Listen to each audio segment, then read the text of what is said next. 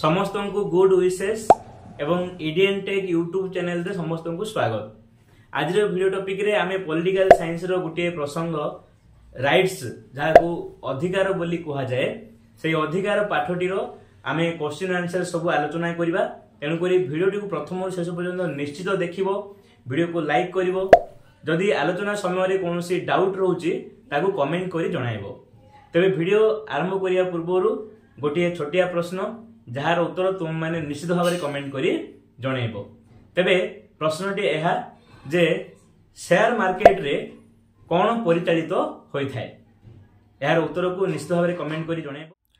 वर्तमान आमे अधिकार पाठटी रो एमसीक्यू क्वेश्चन आंसर टाइप आलोचना करिबा। तबे एक नंबर प्रश्नटी हेउची मानविक अधिकार दिवस प्रति वर्ष केउ तारीख रे पालित हुए। पिला माने प्रश्नटी पुणी थरे बुझिनियो। मानविक अधिकार दिवस प्रति वर्ष केउ तारीख रे पालित हुए। ऑप्शन गुड़िक हला option A December 5, option B December 10 तारीख, ऑप्शन सी जनवरी 1 तारीख एवं ऑप्शन डी जून 5 तारीख। तेबे यार आंसर तुम मैंने जदि जानी छो निश्चय भाव में कमेंट करो। तेबे यार आंसर होची ऑप्शन बी डिसेम्बर 10 तारीख। प्रतिवर्ष डिसेम्बर 10 तारीख को मानविक अधिकार दिवस रूपे पालन करा जाए। 2 नंबर प्रश्नटी हेउछि भोटदान अधिकार की प्रकार अधिकार अटे। भोटदान अधिकार की प्रकार अधिकार अटे। ऑप्शन गुड़िक हला ऑप्शन ए सामाजिक अधिकार, ऑप्शन बी राजनैतिक अधिकार, ऑप्शन सी आईनगत अधिकार एवं ऑप्शन डी अर्थनैतिक अधिकार। गोटे राष्ट्रर शासन व्यवस्था जदि आमको अंशग्रहण करने को हेबो ताहले आमे भोट दे आमर प्रतिनिधि को बाछि थाउ। तेबे एई भोट देवा अधिकारटा केउ अधिकार अंतर्गत अटे। तेबे यार उत्तर होची ऑप्शन बी राजनैतिक अधिकार। भोटदान अधिकार राजनैतिक अधिकार अटे। 3 नंबर प्रश्नटी हेउछि केउ मसिया रे मिलित जातिसंघ द्वारा मानव अधिकारर सार्वजनीन घोषणानामा जारी होइथिला। केउ मसिया रे मिलित जातिसंघ द्वारा मानविक अधिकार सार्वजनीन घोषणानामा जारी होइथिला। तेबे ऑप्शन गुड़िक हला ऑप्शन ए 1930 मसिया, ऑप्शन बी 1948 मसिया, ऑप्शन सी 1950 मसिया एवं ऑप्शन डी 1962 मसिया। जेतेबेले मानवर अधिकार को सुरक्षा करिया पई विश्व रे चिंता करागला सेतेबेले मिलित जातिसंघ तरफरु गोटे सार्वजनीन घोषणानामा जारी करागला। ताहा केउ मसिया रे हेतिला। तेबे यार उत्तर होची ऑप्शन बी 1948 मसिया रे। 1948 मसिया रे मिलित जातिसंघ द्वारा मानविक अधिकार रो सार्वजनीन घोषणानामा जारी होइथिला। ता परवर्ती प्रश्नटी रे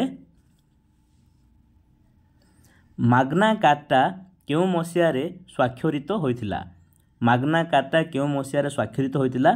जेतेबेले मानविक अधिकार रो सार्वजनीन घोषणानामा जारी करा जाय नथिला ता पूर्व गोटे घोषणानामा करा जायथिला ताको माग्ना कार्टा बोली कहा जाय मानविक अधिकार रो। तेबे एही माग्ना कार्टा केउ मसिया रे स्वाक्षरित होइथिला।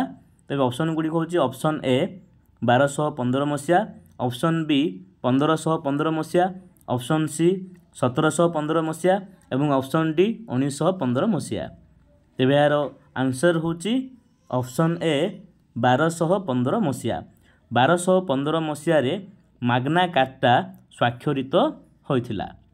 परवर्ती प्रश्नटी हेउछि एगुड़िक मध्यरु केउ अधिकारटी विदेशी माननकु मिले नाही। माने निम्न रे 4टी ऑप्शन रे 4टी अधिकार दिया जायछि। सही अधिकार गुड़िक मध्यरु केउ अधिकारटी जो माने विदेशी अटंती बा भारत देशरु गोटे देश को आस्तांती से माननकु मिले नाही। ऑप्शन गुड़िक हला ऑप्शन ए सामाजिक अधिकार, ऑप्शन बी अर्थनैतिक अधिकार, ऑप्शन सी राजनैतिक अधिकार एवं ऑप्शन डी नैतिक अधिकार। निश्चित भाव में यार उत्तर होची ऑप्शन सी राजनैतिक अधिकार। राजनैतिक अधिकार विदेशी माननकु दिया जाए नाही। परवर्ती प्रश्नटी रे एगुड़िक मध्यरु केउंटी एक अर्थनैतिक अधिकार नुहे। केउंटी एक अर्थनैतिक अधिकार नुहे। तेबे ऑप्शन गुड़िक हला ऑप्शन ए अवसर अधिकार, ऑप्शन बी निजुक्ति अधिकार एवं ऑप्शन सी उपयुक्त पारिश्रमिक अधिकार, शेष ऑप्शन डी ବାସସ୍ଥାନ ଅଧିକାର। ତେବେ ଏହି ଅଧିକାର ମଧ୍ୟରୁ କେଉଁଟି ଅର୍ଥନୈତିକ ଅଧିକାରର ଅନ୍ତର୍ଗତ ନୁହେଁ ବୋଲି ପ୍ରଶ୍ନ ଆସିଛି। ତେବେ ଏହାର ଆନ୍ସର ହେଲା ଅପସନ୍ ଡି ବାସସ୍ଥାନ ଅଧିକାର। ବାସସ୍ଥାନ ଅଧିକାର ଅର୍ଥନୈତିକ ଅଧିକାର ନୁହେଁ। ତା ପରବର୍ତ୍ତୀ ପ୍ରଶ୍ନଟିରେ ଏଗୁଡ଼ିକ ମଧ୍ୟରୁ କାହା ଦ୍ୱାରା ମାନବିକ ଅଧିକାରର ଉଲ୍ଲଂଘନ ହୁଏ ନାହିଁ। ମାନେ କେଉଁ କାର୍ଯ୍ୟ କରିବା ଦ୍ୱାରା ମାନବିକ ଅଧିକାରର ଉଲ୍ଲଂଘନ ହୁଏ ନାହିଁ। ତେବେ ଅପସନ୍ ଗୁଡ଼ିକ ହେଲା ଅପସନ୍ ଏ ଅନ୍ୟ ଜାତିରେ ବିବାହ କରିବା, ଅପସନ୍ ବି ବର୍ଣ୍ଣ ବିଦ୍ୱେଷ ନୀତି ଧାରଣ କରିବା, ଅପସନ୍ ସି ଆତଙ୍କବାଦ କରିବା ଏବଂ ଅପସନ୍ ଡି ଦୁର୍ନୀତି କରିବା। ତେବେ ତୁମେମାନେ ନିଶ୍ଚିତ ଭାବରେ ଗେସ୍ କରିସାରିଥିବ ଯେ ଅପସନ୍ ଏ ହେଉଛି ଏହାର ଉତ୍ତର। ଅନ୍ୟ ଜାତିରେ ବିବାହ କରିବା ଦ୍ୱାରା ମାନବିକ ଅଧିକାରର ଉଲ୍ଲଂଘନ ହୁଏ ନାହିଁ।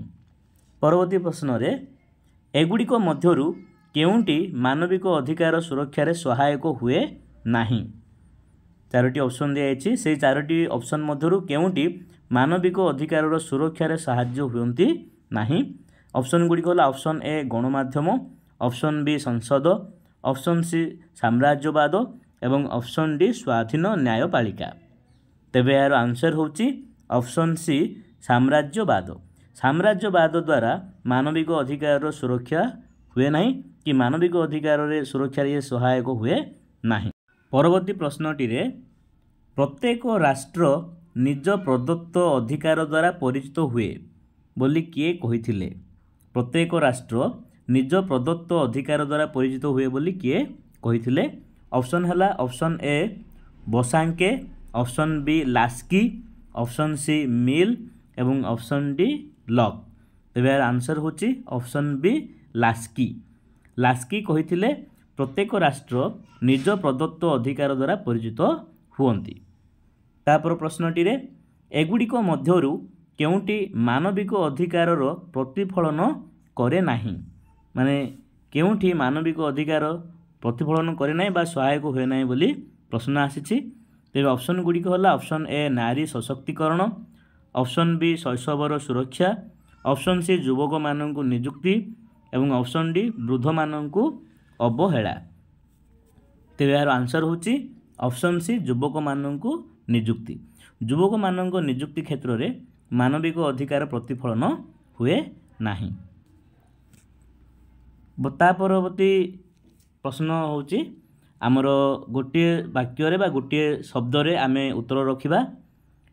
ପ୍ରଥମ ପ୍ରଶ୍ନଟି ହେଉଛି ବିପଦ ବେଳେ ବନ୍ଧୁଠାରୁ ସାହାଯ୍ୟ ଆଶା କରିବା କି ପ୍ରକାର ଅଧିକାର ଅଟେ। ତେବେ ଏହାର ଉତ୍ତର ହେଉଛି ନୈତିକ ଅଧିକାର ଅଟେ। ବିପଦ ବେଳେ ବନ୍ଧୁଠାରୁ ସାହାଯ୍ୟ ଆଶା କରିବା ନୈତିକ ଅଧିକାର ଅଟେ। ତାପରେ ଖ ନମ୍ବର ପ୍ରଶ୍ନଟି ମାନବିକ ଅଧିକାରର ପ୍ରଥମ ଲିଖିତ ଓ ସ୍ୱୀକୃତ ସନନ୍ଦର ନାମ କ'ଣ।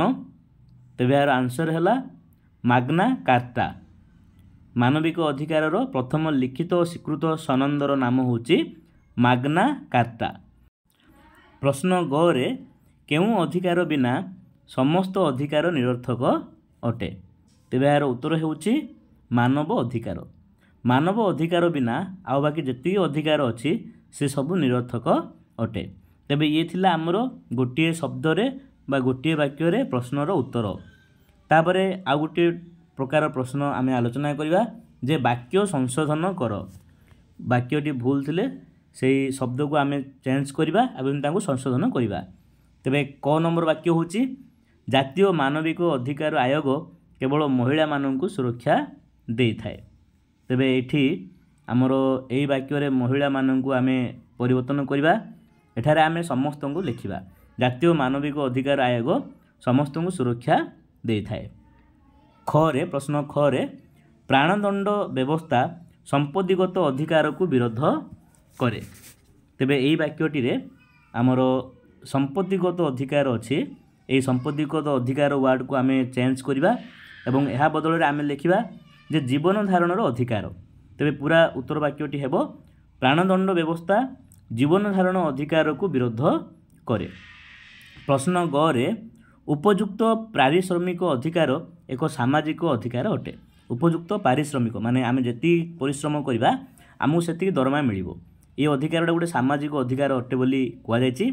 ତେବେ ଏହି ବାକ୍ୟରେ ଆମର ସାମାଜିକ ଅଧିକାରକୁ ଆମେ ଚେଞ୍ଜ କରିବା कारण उपयुक्त पारिश्रमिक अधिकार होची आमर गोटे अर्थनैतिक अधिकार।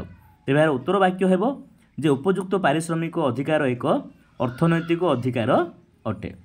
वर्तमान आमे आउ गोटे प्रकार प्रश्न एवं तार उत्तर आलोचना करिबा ताहा होची शून्य स्थान पूरण कर। तेबे प्रथम क प्रश्नटी होची राष्ट्र द्वारा प्रदत्त और प्रवर्तित सुविधा सुजोग को डैश कुहा जाए। राष्ट्र द्वारा प्रदत्त और प्रवर्तित सुविधा सुजोग को डैश कुहा जाए। तेबे यार उत्तर होची अधिकार कुहा जाए। प्रश्न ख रे अधिकार और डैश गोटे मुद्रार दुई पार्श्व परी। अधिकार और डैश गोटे मुद्रार दुई पार्श्व परी। तेबे यार उत्तर होची कर्तव्य। अधिकार और कर्तव्य गोटे मुद्रार दुई पार्श्व परी अटे। प्रश्न ग रे बासस्थान अधिकार एक डैश अधिकार। बासस्थान अधिकार एक डैश अधिकार। तेबे उत्तर होची बासस्थान अधिकार एक राजनैतिक अधिकार। प्रश्न घ रे माग्ना कार्टा डैश मसीह स्वाक्षरित होइथिला। तेबे उत्तर होची माग्ना कार्टा 1215 मसीह स्वाक्षरित होइथिला। ये थिला शून्य स्थान पूरण कर प्रश्न उत्तर विषय रे। वर्तमान आमे आ गोटे प्रकार प्रश्न उत्तर आलोचना करिबा जहाँकि प्रत्येक प्रश्नर उत्तर 2 बा 3 गोटी वाक्य आमको प्रदान करने को हेबो। तेबे 1 नंबर प्रश्नटी होची राजनैतिक अधिकार कौन। यार उत्तर है प्रत्येक नागरिक विभिन्न उपाय रे राष्ट्र शासन रे अंशग्रहण करती सेथिपई से जेउ अधिकार उपभोग करती ताकू राजनैतिक अधिकार कहा जाए। केतेक मुख्य राजनैतिक अधिकार गुड़िक है मतदान अधिकार, निर्वाचित हेबार अधिकार, सरकारी पदवी धारण अधिकार, आवेदन करिवार अधिकार, सरकार को समालोचना करिवार अधिकार, बासस्थान अधिकार, विदेश रे सुरक्षा अधिकार। ए सब अधिकार होची राजनैतिक अधिकार। प्रश्न ख रे अर्थनैतिक अधिकार कौन।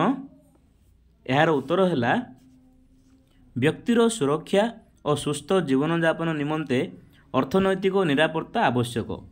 सेथिपई प्रत्येक व्यक्ति केतेक अर्थनैतिक अधिकार उपभोग करती। सेगुड़िक है सर्वनिम्न अर्थनैतिक प्रयोजन अधिकार, कर्म नियुक्तिर अधिकार, उपयुक्त पारिश्रमिक अधिकार एवं शेष रे अवसर अधिकार। प्रश्न ग रे व्यक्तिगत बा नागरिक अधिकार कहिले कौन बुझ। तेबे यार उत्तर है राष्ट्र द्वारा प्रदत्त और प्रवर्तित सुविधा सुजोग को अधिकार कहा जाए। जो राष्ट्र रे एई व्यक्ति माने अधिकार गुड़िक उपभोग करती ताहाको व्यक्तिगत बा नागरिकर अधिकार बोली कहा जाए। परवर्ती प्रश्नटी रे विभिन्न प्रकार अधिकार गुड़िक कौन। विभिन्न प्रकार अधिकार गुड़िक कौन। तेबे यार उत्तर है अधिकार 2 प्रकार अटे। एक होची नैतिक अधिकार, 2 होची आईनगत अधिकार। आईनगत अधिकार को पुणी 3 भाग में व्यक्त कराई। सेगुड़िक है सामाजिक अधिकार, राजनैतिक अधिकार एवं अर्थनैतिक अधिकार। यही अधिकार मध्य पुणी आउ केतोटी अधिकार रही। तापर प्रश्नटी हेउची मानविक अधिकार किपरि उल्लंघन हुए। तेबे यार उत्तर है मानविक अधिकार विभिन्न उपाय रे उल्लंघन हुए। सेगुड़िक है 1 वर्ण जाति धर्म अंचल और लिंग विद्वेष, 2 दमनमूलक आईन द्वारा, 3 आतंकवाद और हिंसा द्वारा, 4 पुलिस और निरापत्ता बाहिनीर मात्राधिक कार्य द्वारा, 5 दुर्नीति, 6 शोषण, 7 साम्राज्यवाद और उपनिवेशवाद द्वारा, 8 मंद सामाजिक परंपरा द्वारा, 9 अर्थनैतिक अनुन्नति एवं 10 रे शिक्षा और सचेतनतार अभाव अंतर्भुक्त। यही 10टी कारण जोगु आमर मानविक अधिकार उल्लंघन होता है। तापर प्रश्नटी होची मानविक अधिकार सुरक्षा उपाय गुड़िक कौन।